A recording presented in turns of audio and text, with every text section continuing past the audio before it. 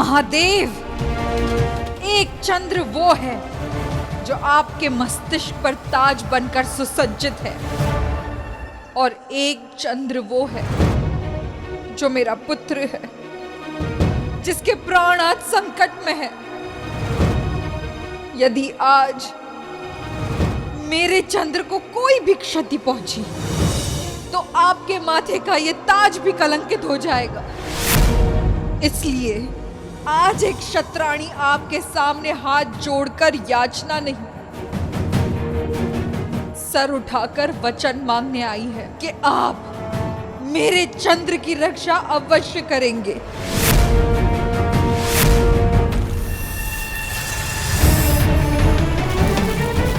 नहीं, नहीं।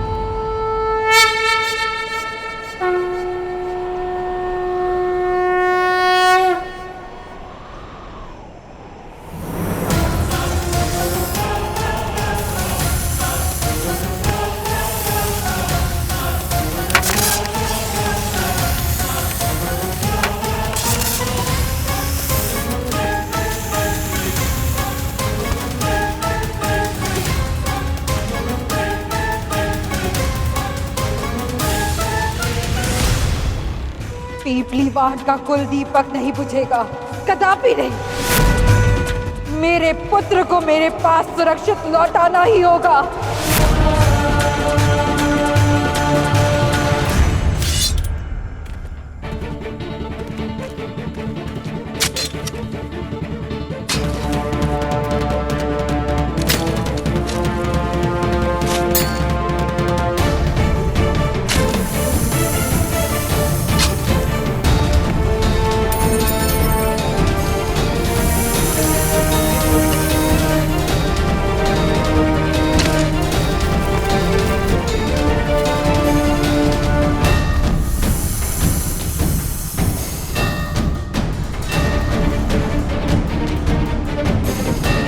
आपके तांडव का कोप पूरे संसार में प्रलय लाता, किंतु यदि आज मेरे पुत्र को आपने जीवित नहीं लौटाया तो इस मां के तांडव का कोप आप पर बरसेगा महादेव।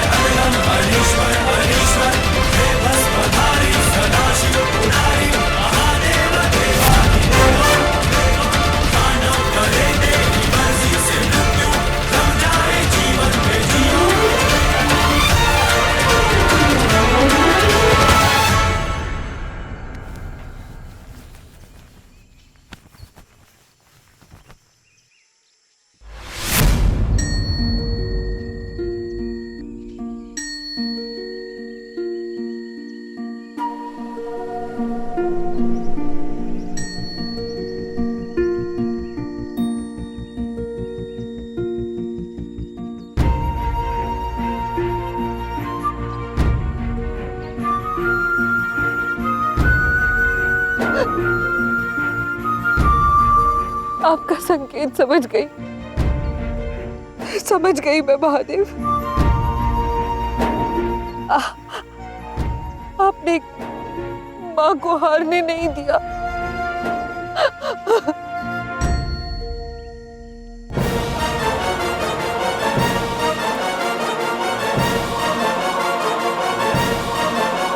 तो ये रहा पिपलीवन तक जाने का मार्ग।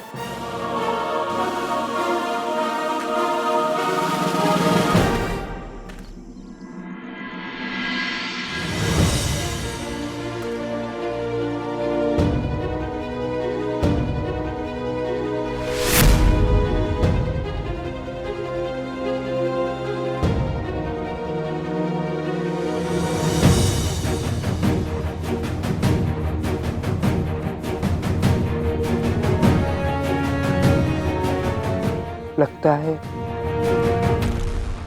यहाँ बहुत भयानक नरसंहार हुआ था।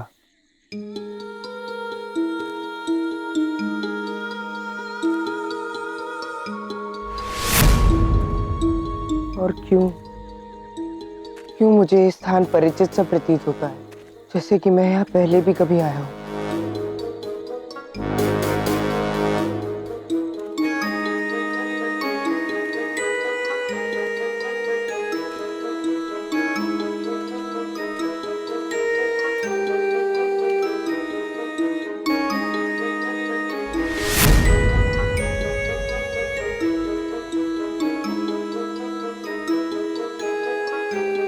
क्या हुआ था यहाँ? इन खंडरों को देखकर लगता है कि बड़ा ही वैभवशाली अतीत था यहाँ का। मुझे इस किले में प्रवेश करना ही होगा।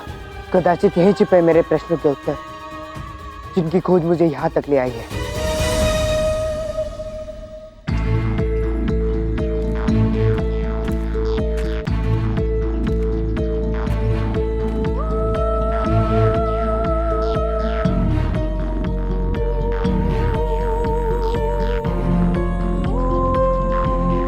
आचार्य मुझे यूं ही भयभीत करने के लिए कह रहे थे कि यहाँ सुरक्षा होगी, पर मुझे तो यहाँ कोई सुरक्षा प्रहरी नहीं दिख रहा है।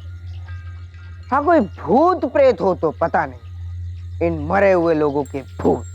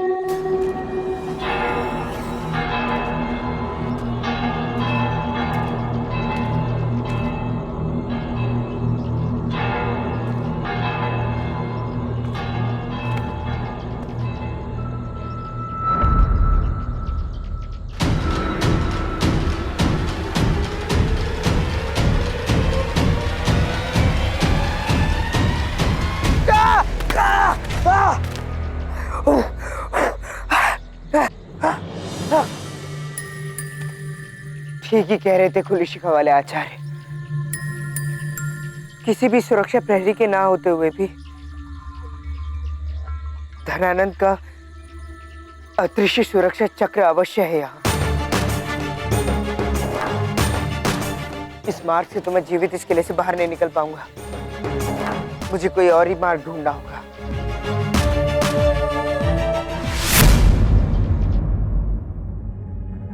उस मानचित्र के अनुसार एक द्वार और भी है यहाँ।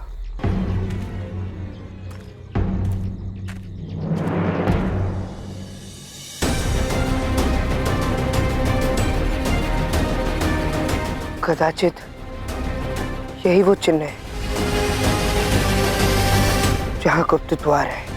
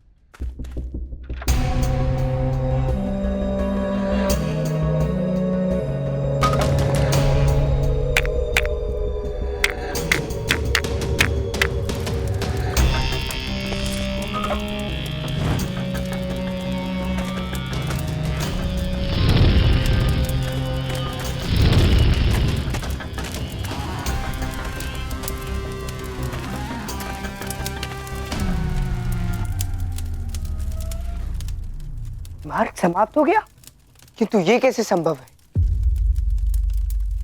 कहीं सम्राट धनानंद ने तो इस मार्ग को बंद तो नहीं करवा दिया?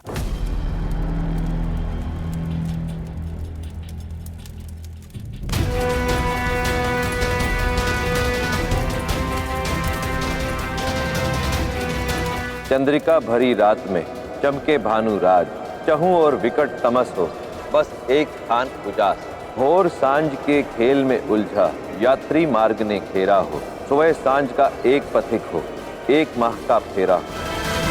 अर्थात इस गुप्त द्वार को खोलने के लिए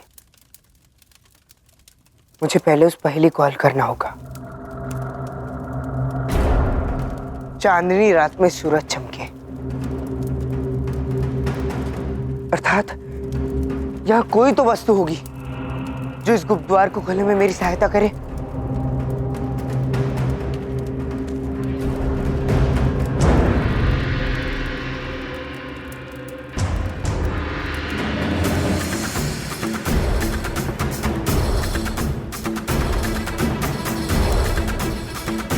मिल गई वो वस्तु। अब पहेली का दूसरा भाग। चहूं और विकट तमस हो, बस एक स्थान उजास। चारों ओर अंधेरा हो और एक ही जगह उजाला हो। अब पहेली का केवल अंतिम भाग ही शेष है। भोर सांझ के खेल में उलझा, यात्री मार्ग ने घेरा हो, सुबह सांझ का एक पथिक हो, एक माह का फेरा हो। अर्थात जिस प्रकार चांद और पृथ्वी सूर्य की प्रदक्षिणा करती है, ठीक उसी प्रकार मुझे भी इस वस्तु को इसमें लगाकर घुमाना होगा।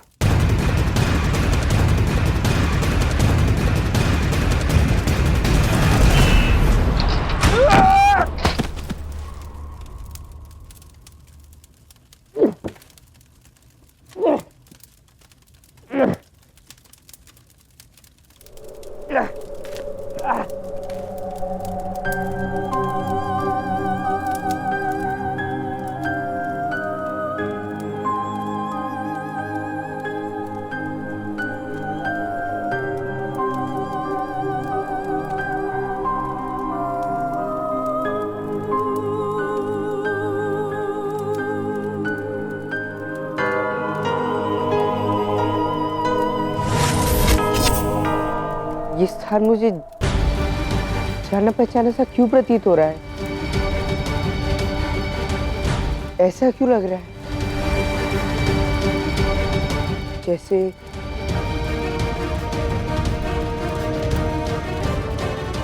कि मैं अब पहले भी आ चुका हूं।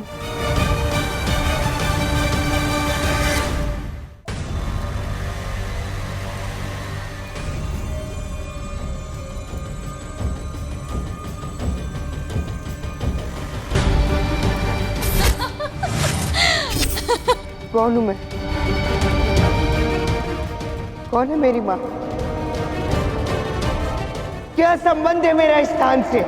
क्या मेरे जीवन की इस पहेली का कोई हल है? हल है कोई? हल है? कोई हल?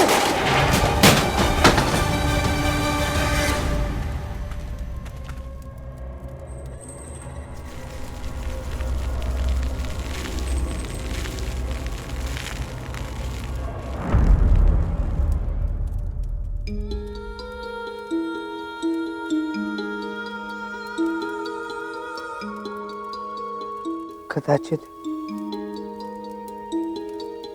ये पिपलीवन के राज परिवार का चित्र है। पिपलीवन के महाराज, महारानी मूरा।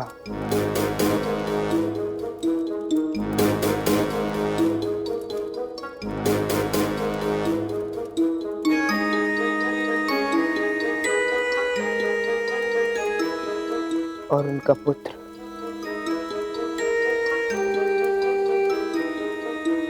पिपलीवन का राजकुमार वीरभद्र।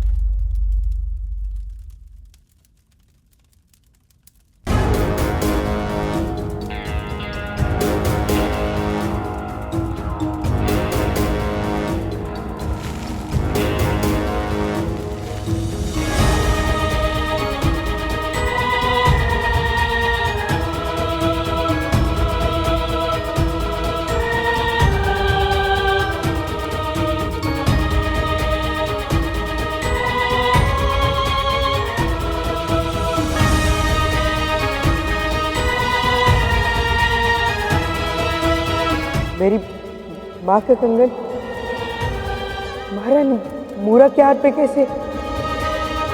ये क्या हो रहा है?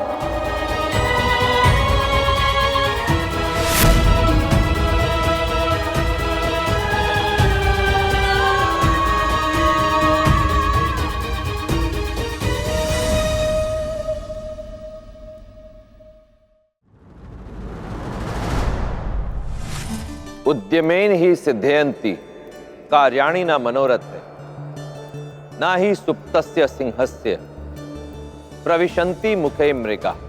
सिंह वन का राजा होता है, परंतु राजा है केवल इसीलिए ऐसा नहीं होता कि वो सोता रहे और हिरण स्वयं आकर उसके सामने अपना बलिदान कर दे। अपना आधिपत्य दर्शाने के लिए सिंह को गर्जना करनी होती है। अपना अस्तित्व बनाए रखने के लिए परिश्रम के साथ निर्ममता से आखेट करना होता है। परिश्रम सबसे बड़ी चाबी है। परिश्रम से ही व्यक्ति राजा बनता है। इसलिए परिश्रम से कभी मुंह ना मोड़ो, क्योंकि यदि परिश्रम से मुंह मोड़ा तो राजा से रंक बनते देर नहीं लगती। नीतियां मेरी, नियति आपकी।